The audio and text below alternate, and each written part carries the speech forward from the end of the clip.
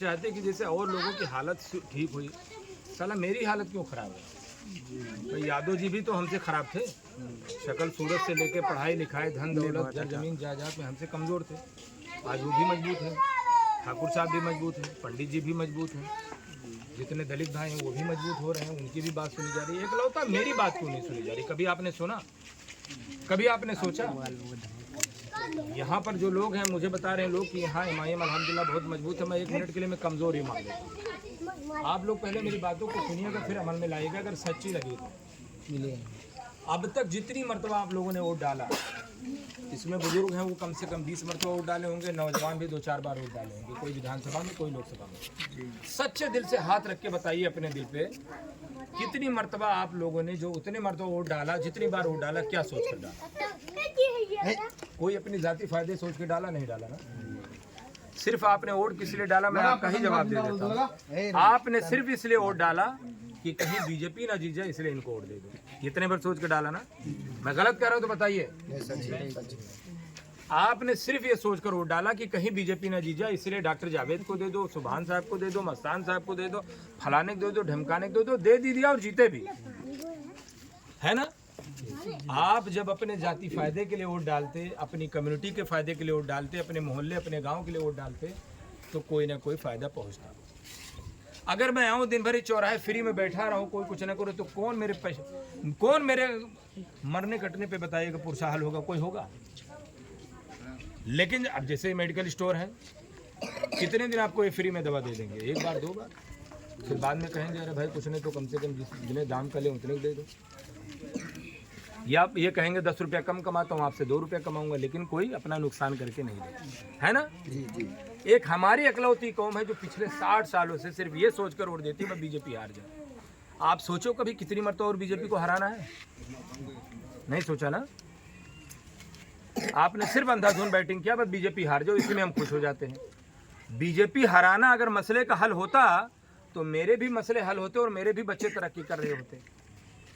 यानी कि बीजेपी को हराने से हमें कोई फायदा नहीं पहुंचा, फायदा है बस इतने पहुंचा बीजेपी हार गई, लेकिन मेरी जिंदगी में कोई तब्दीली नहीं आई और तब्दीली कभी आएगी नहीं, चाहे 7 जन्म ले लो, एक लोग हम भी आ जाए यहाँ पे, तब भी तब्दीली तभी आएगी जब आप सोच समझकर वोट डालोगे, अपना फायदा नुकसान देख के वोट। हैदराबाद में एमआईएम पार्टी है, बहुत बड़े जगह पे नहीं है, लेकिन जहाँ पर है वहाँ मजबूत और अपने लोगों को फायदा पहुँचा रही है कि अपनी शर्तों पे वोट डालो, अपना फायदा देखो, अपनी बार्गेनिंग करो। आज वहाँ पर 60,000 बच्चे, 6,000 की बात नहीं कर रहा हूँ, 60,000 बच्चे फ्री में तालीम हासिल कर रहे हैं सरकार की तरफ से, फ्री में तालीम। और ऐसे नहीं, जूते मोजे से लेके किताब, रहना खाना पीना सब फ्री। कोई माई का लाल आपको दे रहा? बताइए। नहीं। वहाँ 13% मुसलमान है, यहाँ लगभग 20% मुसलमान जी सर, यानी वहाँ से कहीं ज़्यादा हो। वहाँ भी बीजेपी को हराते हैं, यहाँ भी बीजेपी को हरा रहे हो, लेकिन फ़र्क क्या है? कैसे वहाँ पर कामयाब हो? वहाँ आपका झंडा, आपका डंडा, आपका नेता है तो आपकी बात सुनी जा रही है। वहाँ मुसलमानों को सरकारी नौकरियों में 4% का रिजर्वेशन है, यहाँ है? बताइए। वहाँ की हालत यहाँ से बेहतर है, फिर भी है, और वहाँ से आपकी हालत यहाँ खराब है। क्या हैदराबाद के लोग यहाँ नौकरी करने आते हैं? नहीं ना, लेकिन आप जरूर उनके यहाँ नौकरी करने जाते हो, यानी कि वो बेहतर है। फिर भी वहाँ के लोगों को आरक्षण है, फिर भी वहाँ पर अगर कोई मॉलिंचिंग कोई बात होती तो वहाँ बात कही जाती, सुनी जाती और अमल में लाई जाती। क्यों?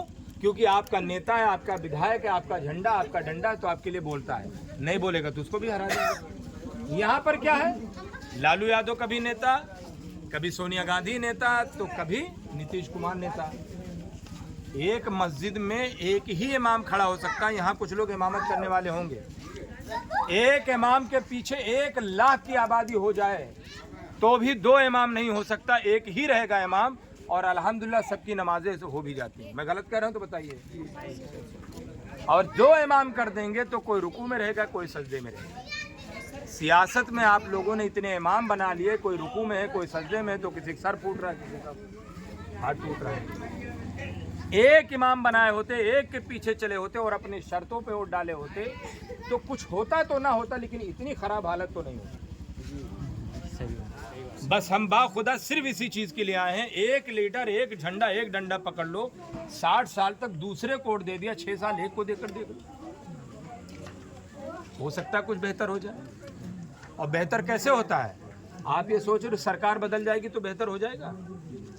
डॉक्टर इसरार साहब का कहना है कि सरकार बदलने से कुछ नहीं होता है, हालात। ये सोचो कैसे हो जाएगा? हालात बदल जाएंगे। हालात आपके अमल से बदलेंगे, जैसे आपके अमल होंगे वैसे आपके हालात होंगे। आप बेहतर करोगे, अल्लाह आपके साथ बेहतर करने की करेगा। आप चुप मारे बैठे रहोगे, सोचो कि हालात बदल जाए, कभी नहीं बदलते भाई साहब। जब बाढ़ आती है, आपके घरों में पानी आ जाती है, और जब बाढ़ पर चली जाती है तो क्या लगता है सब कुछ चला जाता? नहीं, झाड़ू लेके पानी से पोछा लगा के साफ करना पड़ता है, तब जाके घर साफ होता है। मैं गलत कह रहा हूँ तो बताइए। उसी तरह आपको अपने हालात बदलने के लिए झाड़ू लेके चलना पड़ेगा, बोलना पड़ेगा, लड़ना पड़ेगा, सवाल करना पड़ेगा, तब लोग आपकी बात सुनेंगे, आपकी बात करेंगे। काम कैसे होता है? कौन सी नदी थी जिसका भी पुल पास हुआ है? महानंदा नदी के लिए सुनने में आया 1 किलोमीटर का है पुल वो। और लोग 48 साल से संघर्ष कर रहे थे, आवाज उठा रहे थे, कभी धरना दे रहे थे, कभी प्रोटेस्ट कर रहे थे, कभी कंप्लेन कर रहे थे, कुछ कर रहे थे ना। और ये सब चाहते थे बन जाए, नहीं कोई बना रहा था। सरकारें बनती थी, बिगड़ती थी, सब कुछ होता था। सेंट्रल में भी मजबूत किया, स्टेट में भी आपने मजबूत किया। कभी लालू को जिताया, कभी नीतीश को जिताया, कभी कांग्रेस को जिताया, कभी किसी को जिताया। बीजेपी को छोड़ के आपने सबको जिताया, लेकिन किसी ने नहीं बनवाया। अख्तरुल ईमान जिस दिन चुन के गए, उसी दिन से आवाज उठाना शुरू किए और लगातार बोले, जबकि सबको मालूम था कि विपक्ष में कोई बात नहीं सुनी जाएगी। लेकिन हमारा काम क्या है? लगातार जब दरवाजा खटखटाओगे तो एक ना एक दिन इंशाल्लाह खुल जाएगा, लेकिन शर्त यह है कि आपको खटखटाना पड़ेगा। और जब उन्होंने किया, जब बात नहीं मानी, तो उन्होंने ओवैसी साहब को बुलाया कि सर आप आइए, एक माहौल बनाते हैं। उन्होंने उनके कहने पे वो आए और उसी नदी में कूद गए। देखा होगा आप लोगों ने, पैदल चले, एक माहौल बना। मीडिया में बेइज्जती होने लगी सरकार की। इत्तेफाक सदन चल रहा था, अख्तरुल ईमान साहब से ओवैसी साहब ने कहा, अख्तर साहब फिर जाके एक बार आवाज उठाइए, इंशाल्लाह इस बार कबूल होगा। और गए। तेजस्वी यादव ने बाकायदा लेटर उठा के पढ़ा कि अख्तर साहब आपके बार बार रिक्वेस्ट करने पे आज ही मैं 200 कुछ करोड़ रुपए का 207 करोड़ का हुआ कि नहीं हुआ बताइए? हुआ नहीं हुआ बताइए? अगर आप 50 बार विधायक बना दो तो 200 करोड़ का कोई काम नहीं करा पाएगा। लेकिन हुआ ना। कैसे हुआ? कोशिश करने से हुआ। आपका झंडा, आपका डंडा, आपका नेता था। एक कौन सा गांव था 2017 में यहाँ पे जल गया था, क्या नाम था? मथुरापुर।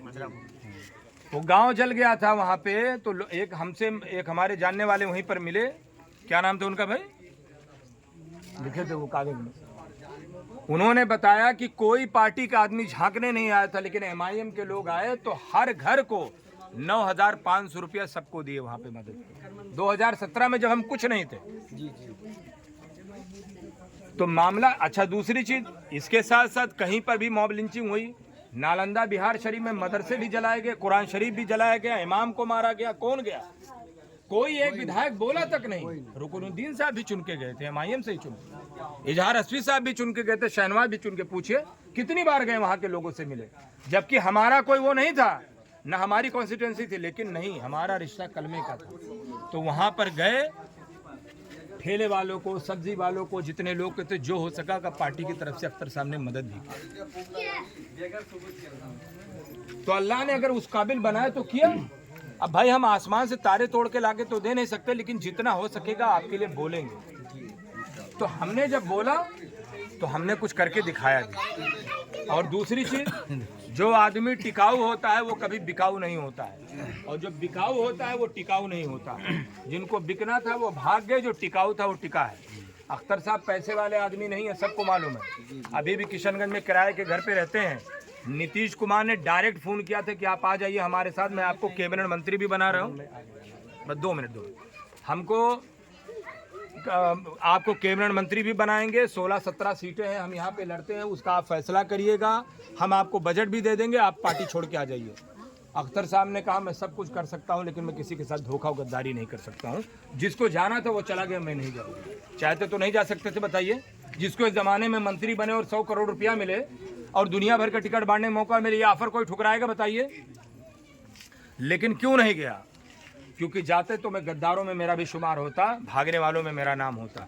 लेकिन आज अख्तरुल ईमान साहब का आग बुझाने वालों में नाम है, आग लगाने वालों में नाम है। तो हम उस कैंडिडेट के साथ खड़े हैं, हम उन लोगों के साथ खड़े हैं कि जो आपके साथ मजबूती के साथ खड़ा है। अख्तरुल ईमान साहब कुछ करें या ना करें, लेकिन मेरी ये कोशिश रहेगी जीत के जाएंगे तो जैसे विधानसभा में बोले हैं इससे 7 गुना ज्यादा इंशाल्लाह आपके लिए लोकसभा में बोलेंगे और इंशाल्लाह काम करके दिखाएंगे। तो ये आप लोग की जिम्मेदारी है, आप लोग थोड़ा सा आप लोग साथ दीजिए। कुछ नहीं चाहिए आपसे, एक वोट ही तो चाहिए इंशाल्लाह। कटिहार में अभी जो इलेक्ट्रिक के लिए हंगामा